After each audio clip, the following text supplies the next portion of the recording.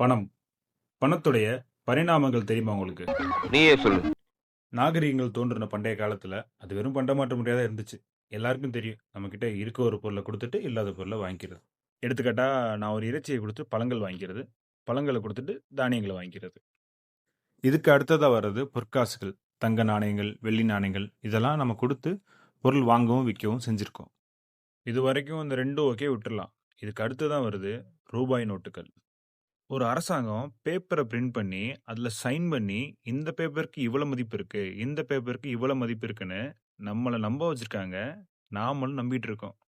இத விட அல்டிமேட்டான ஒண்ணு, பேங்க்ன்னு ஒண்ணு வருது. அதுல நம்ம கையில தொட்டு உணரக்கூடிய பணத்த குடுத்து நம்பரா மாத்துறோம். இது எல்லாத்தையும் விட்டுறலாம். இப்ப கடைசியா தான் தலைவர் உள்ள வராரு. யுபிஐ.